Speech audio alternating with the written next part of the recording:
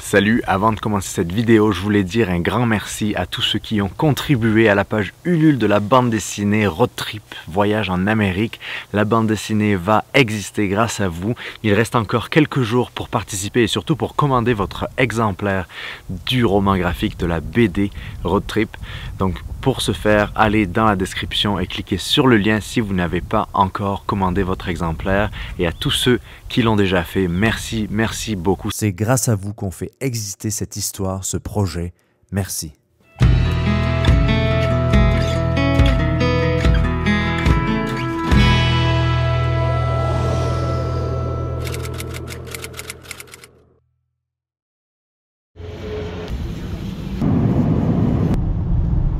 Les poubelles de Montréal, toujours.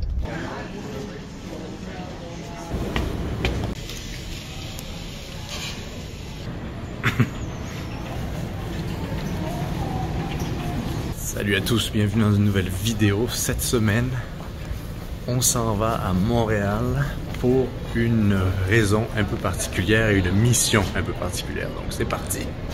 Il y a tellement de gens et on est dans un aéroport. Oh là là.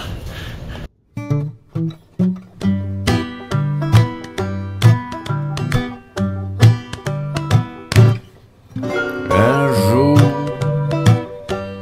on verra, mon amour, un lever de soleil, une nuit des étoiles. Un jour, je saurai où j'ai trouvé ma peine en haut, oui, en haut de la montagne. Oh oui, c'est beau.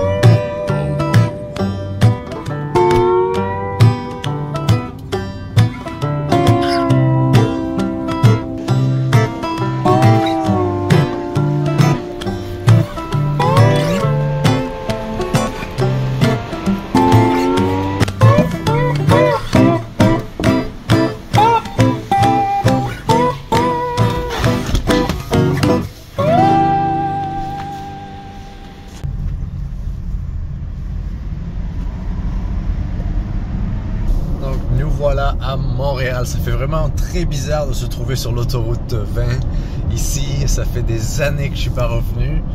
Et ça m'a pas manqué hein, de tous les insignes de partout, les différentes directions et le trafic, et oui. Et c'est parti pour cette petite aventure dont je vais vous expliquer la raison et l'origine et la mission de ce retour à Montréal.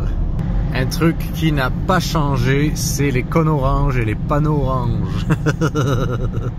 Ça, il y a toujours de la construction. Les poubelles de Montréal, toujours. Ah, les mottes de neige, c'est charmant ça. C'est Montréal.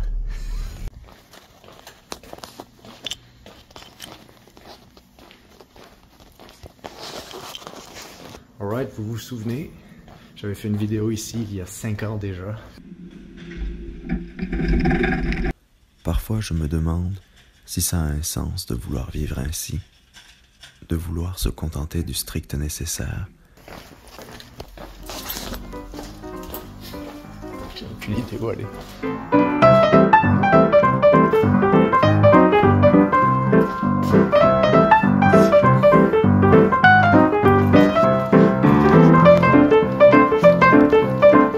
Alors, après avoir fait littéralement des heures, non, 30 minutes de trafic pour faire 5 km et avoir survécu au trafic de Montréal, nous voici au locker. Donc on va voir, je sais pas quelle clé c'est. Ah. Oh, la bonne clé.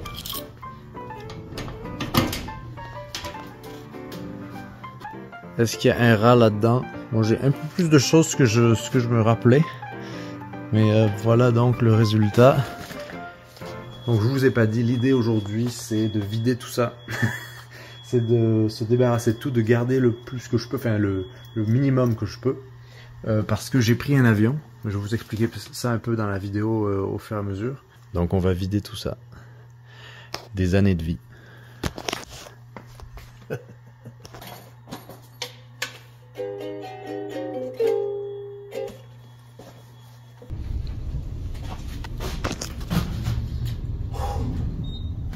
J'ai réussi à tout rentrer. Bon, finalement, c'est bien rentré facilement, plus facilement que je le pensais. Maintenant, dans tout ça, il y a des choses que je vais garder. Il y a ces 2 sacs à dos que je vais garder. Et le reste, je vais les donner, faire des dons, aller dans toutes les friperies, les choses comme ça. Je vais essayer d'aller à un endroit qui s'appelle Renaissance à Montréal. Je sais pas s'ils vont être gentils. J'ai pas envie de passer 1000 ans. Il y a des milliers de dollars de choses là-dedans, hein, ou des centaines, si ce n'est des milliers d'équipements, de câbles, de choses vraiment qui pourraient être utiles dans les friperies ou dans les choses à usager. Alors ça fait assez drôle d'être ici après 5 années sans être venu. Mais au final, c'est comme si je vidais les possessions de quelqu'un d'autre, parce que j'en avais un peu fait le deuil de toutes ces choses-là.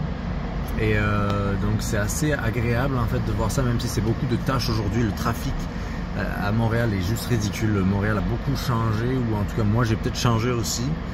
C'est assez stressant en fait, c'est assez drôle limite, les gens sont stressés, limite on a l'impression de se trouver dans un autre continent ou à New York ou je ne sais où.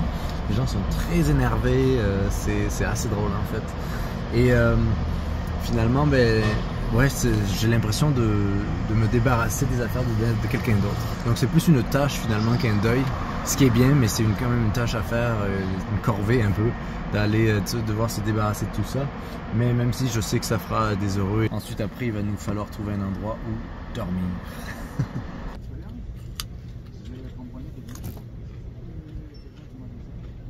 Après avoir passé à travers le trafic de Montréal, qu'il devient de pire en pire. En plus aujourd'hui c'est l'éclipse apparemment. Les gens sont obsédés par cette éclipse. On a vidé le garde-meuble et maintenant je viens de faire 2 centres de dons. Donc voilà, on y arrive petit à petit, l'oiseau fait son nid. Tout est bientôt rangé à part cette petite poche de papier. Pour les fidèles qui se souviennent, vous vous souvenez sûrement, peut-être, d'un épisode que j'avais fait il y a des années maintenant, il y a 7 ans je crois, ou 6 ans, qui s'appelait Brûler ma vie, brûler sa vie, en 2016 ou 2017. 2016 je pense que j'avais fait ça. Ça fait un peu comme fugitif. On dirait un peu que je suis en train de changer d'identité, mais non. Quand on a des documents personnels qu'on a écrits, par exemple, ça c'est un manuscrit, des choses un peu plus personnelles comme des trucs d'impôts ou ouais, plein de petites lettres ou je ne sais quoi, et qu'on ne veut pas les mettre à la poubelle ou au recyclage, eh bien il y a 2 manières de faire. J'avais déjà amené une grande partie de ce sac en camping dans la nature et on avait fait un feu et on avait expié ces documents-là. Waouh! Comme quoi les écrits en flammes. Mais là, je ne pense pas vouloir ou pouvoir sortir de la région de Montréal, de la région urbaine ici, pour faire un feu de camp. Et je veux pas attirer d'attention non plus. Donc, je vais vous montrer une autre possibilité quand vous voulez vous débarrasser de paperasse, mais que vous ne voulez pas la jeter comme on jetterait d'autres choses à la poubelle. Techniquement, eh bien, nous avons une éclipse en ce moment. Alors, je sais pas si c'est ce qu'on est supposé voir. Est-ce une éclipse? Oui, sûrement. Tu peux regarder avec ça? Tu vois juste c'est lumineux. Tu vois pas le cheveu.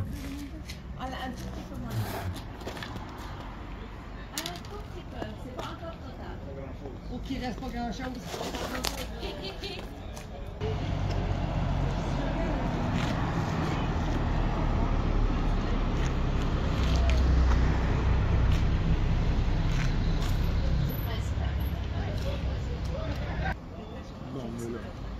Alors que l'éclipse est en train de finir.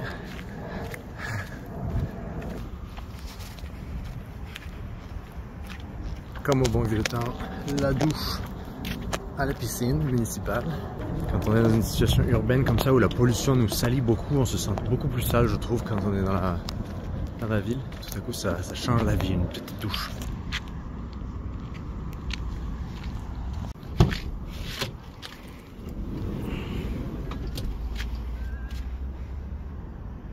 Alors l'endroit où on est allé un peu plus tôt, c'était un UPS qui avait une station de déchiquetage.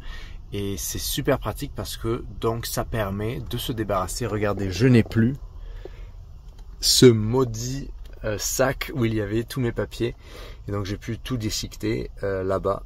Donc c'est un peu moins sacré que le feu sacré, que la cérémonie du feu. mais ça reste que c'est une option pour ceux qui veulent se débarrasser de paperasse de manière sécuritaire, à la fois pour votre vie privée et à la fois parce que, je sais pas, moi j'aime pas l'idée d'avoir des choses qui me tiennent à cœur, qui soient une pleine page, un plein manuscrit dans une poubelle. Direction le petit spot pour la nuit. On est sur la rive nord de Montréal. Je me suis dit que je n'allais pas rester en ville. Ça me tentait pas de rester en ville. J'ai joie de trouver un spot. Mais ce spot là je le connais pas. Et donc j'ai hâte de voir de quoi ça s'agit. Ça va être juste une nuit, donc avec un petit véhicule comme la Grand Caravan ou le Chrysler Pacifica. Toutes ces minivans là, en général, c'est assez facile de passer inaperçu, à part quand on fait ses besoins, si on doit aller faire un petit pipi dans le bois, ou dans le parking. Mais on va voir de ça, j'y arrive, donc on va découvrir ça ensemble. À l'abri des regards, regardez ça, derrière le poste de police. Et voilà, on est arrivé au spot, un bon petit parking, alors il y a des gens derrière, et il y a un petit sentier de rando pour une petite marche à chien. Léo n'est pas là, mais s'il avait été là, c'est un bon spot de van life semi-urbaine. Moi, c'est parmi mes spots préférés, ces spots-là. Donc voilà, on va manger, puis on va se préparer pour notre petite nuit. Aussi simple que ça. Alors cette semaine, le setup va être très sommaire. Ça va être un sac de couchage et un petit coussin de voyage. Aussi simple que ça. Et ça comparé à une nuit dans un avion assis entre deux personnes avec les jambes qui trémoussent, ça va être du luxe. Et voilà.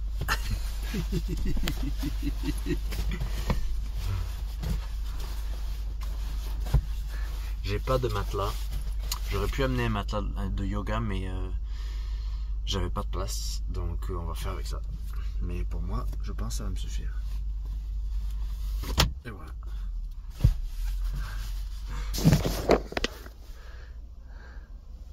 Et au moins, on a de la place.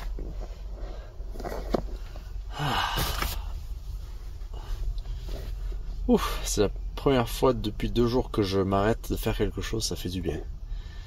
Donc il ne nous reste pas beaucoup de choses à nous débarrasser. Mon vol est dans 2 jours. Donc finalement ça aura pris un peu moins de temps que je planifiais. J'ai été bien organisé pour une fois. Mais il fallait que je le fasse parce que voilà 5 ans que je ne me suis pas occupé de ce garde-meuble que je payais chaque mois. Alors c'était pas tant d'argent, mais chaque mois et chaque année, ça commence à faire beaucoup. Donc ça valait la peine. Je me suis débarrassé de beaucoup de choses qui ne m'étaient plus qui avaient plus vraiment de valeur pour moi. Et je crois que c'est important d'avoir un garde-meuble justement pour cette raison-là, pour peut-être parfois garder des choses et après s'en débarrasser. Mais il faut toujours passer au moins une saison ou une année sans utiliser ces choses-là pour savoir qu'on n'en a pas besoin finalement. D'où l'utilité quand on est nomade d'avoir une petite base ou un garde-meuble. C'est drôle parce qu'il a fait 25 aujourd'hui, dans cette journée d'éclipse. Et là ça se rafraîchit, on va avoir une belle nuit, alors qu'il y a 3 jours il a fait une tempête de neige. Donc sans le savoir, je suis venu pour l'éclipse. Aujourd'hui il y avait plein de gens dehors, plein de gens qui ont pris la journée pour voir l'éclipse. Donc c'est assez intéressant en fait d'avoir cette journée bizarre que beaucoup de personnes, je pense beaucoup de personnes attendaient avec impatience. J'avais aucune idée que c'était la journée de l'éclipse et c'est peut-être pour ça que l'avion était rempli de personnes. Et donc c'était une journée assez, pour moi, qui a été assez positive dans le sens où j'ai bien avancé dans le nettoyage de mon garde-meuble et dans me débarrasser de toutes ces affaires-là. Donc voilà.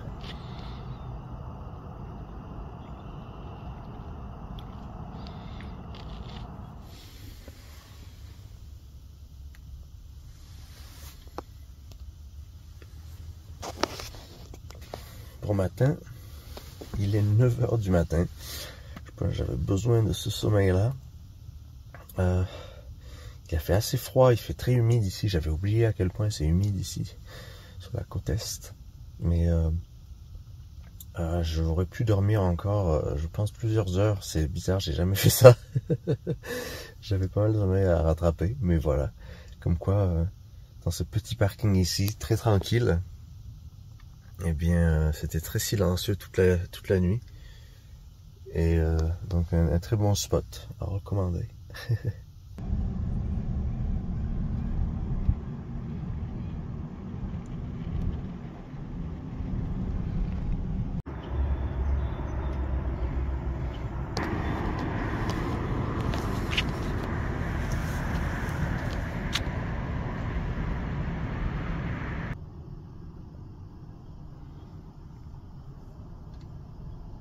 Voilà, c'est pour ça que j'adore ces véhicules.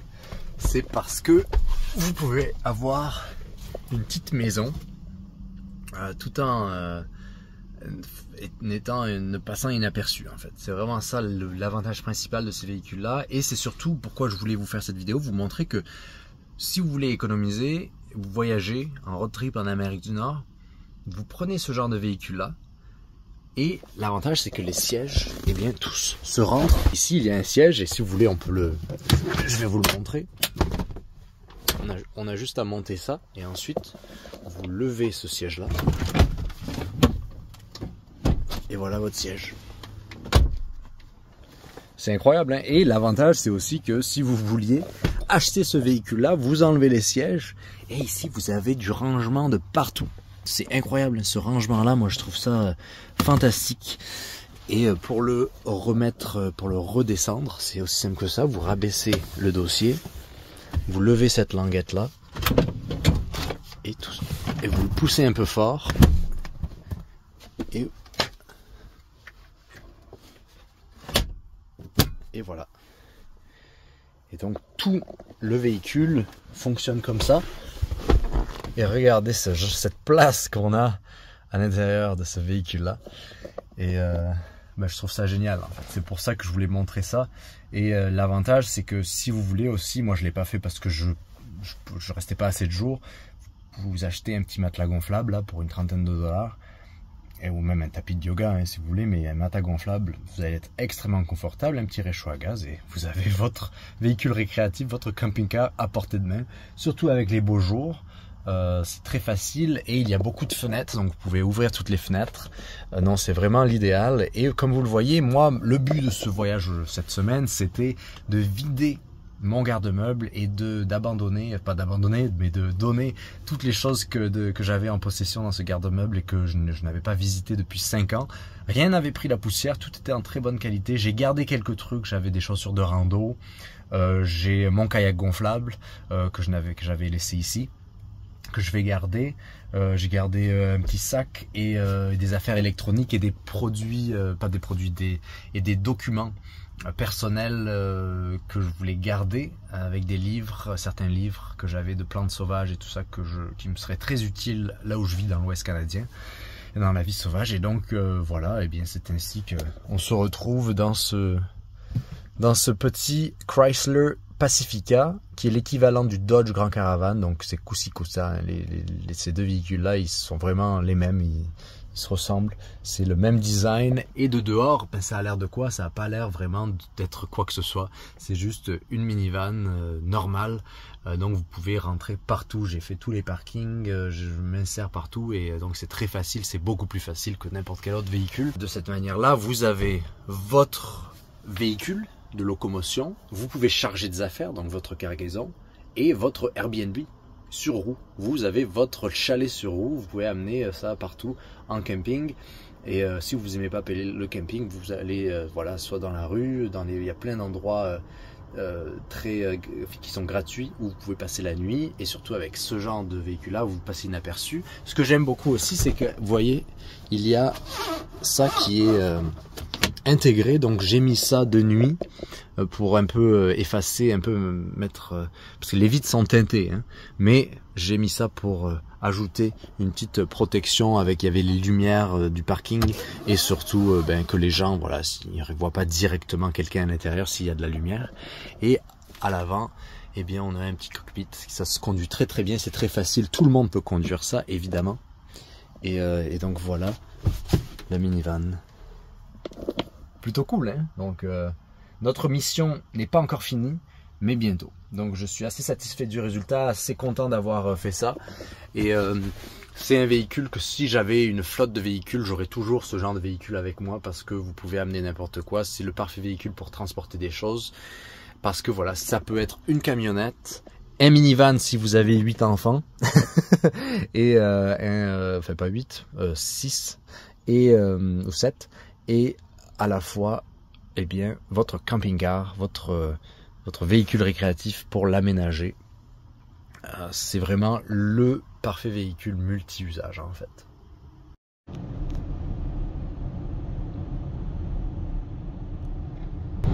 On dit adieu au cône orange. Voilà, c'est la fin de ce mini voyage où je vous ai amené à Montréal. C'est la fin d'un grand chapitre et à la fois d'une petite excursion où je vous ai montré un peu comment il était possible de gambader avec une petite voiture. Donc sur ce, portez-vous bien, à très vite pour une nouvelle vidéo et surtout ne tenez pas votre téléphone en conduisant, ce serait mon conseil. Ciao.